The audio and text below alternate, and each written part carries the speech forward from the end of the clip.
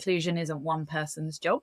Inclusion is about the way that you do whatever it is you do, whether you work in HR or marketing or business development or customer service or whatever. It's doing what you do more inclusively. So the world is ever changing and our understanding is ever changing, and that can feel a bit scary. And I think particularly for leaders that have perhaps grown up and grown their career in a more command and control world where people look to the leader to have the answers and make the decisions and tell the organization what to do, suddenly being expected to know all about inclusion can feel quite scary. When it comes to whether or not you need a business case for inclusion, here's what I think. So I think we're actually moving away from that now, which is really helpful. But I actually think we more need a business case to not do inclusion, which is an interesting flip. Because if you think about inclusion, the fundamental definition of inclusion at its core is people being valued, heard, and involved. And there's not many organizations out there that would think that's not a good idea, right? So that's one thing, just in terms of people's experience, whether you're an employee or a consumer. But the other thing is society is constantly changing and our understanding of society is constantly changing. So if you just take the global population, at the end of 2022, we tipped into just over 8 billion people. It's a huge number. I can't quite wrap my head around it. But the reason that that's significant is just over 200 years ago, we were just over 1 billion. So society is changing rapidly. And as our understanding of society catches up with that, actually inclusion is about remaining relevant in the future.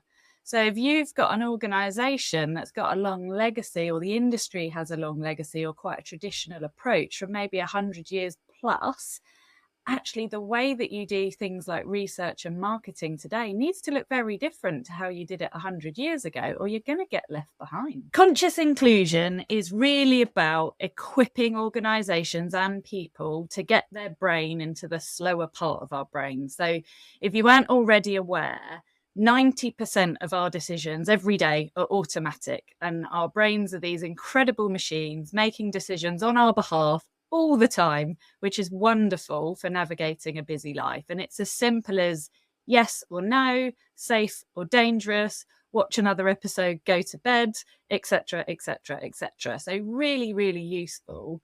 But it's much less useful when we're making decisions about other people, because that 90% thinking is based on our own lived experiences and what we've tried before, who we know, what we trust, what's familiar, what feels comfortable to us. So if you're in a position where you're making decisions that will impact lots of people, you actually need to get your brain into that 5 or 10% thinking, which is the conscious bit. And that conscious bit goes and seeks research, it goes and gets feedback, it asks questions, it thinks, who else can I go and get some perspectives from?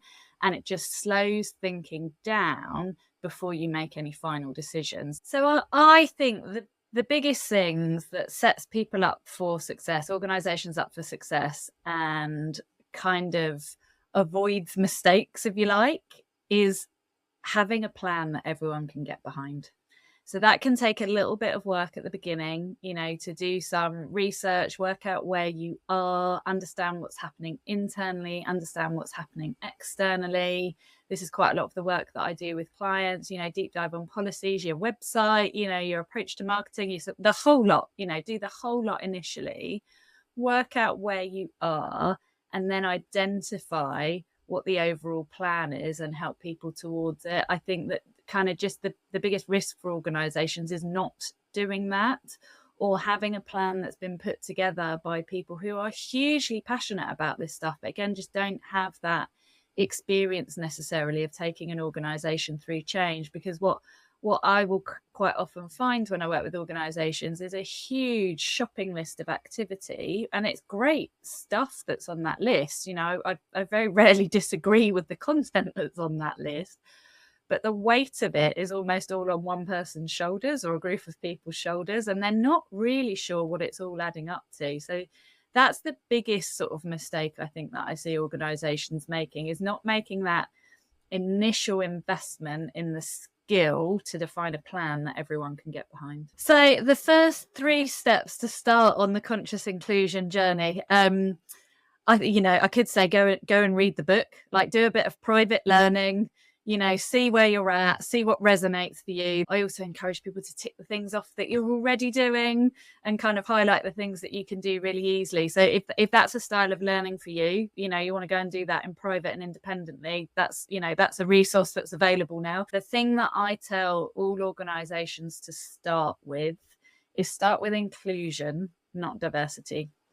You need to build the culture and the environment that helps people understand what you're trying to do and is safe for people to speak up and share different opinions and get involved in their own way if they want to, and is more collaborative and is kind of constantly looking at this so that it's a safe place to then look at addressing over representation and building more inclusive and diverse teams.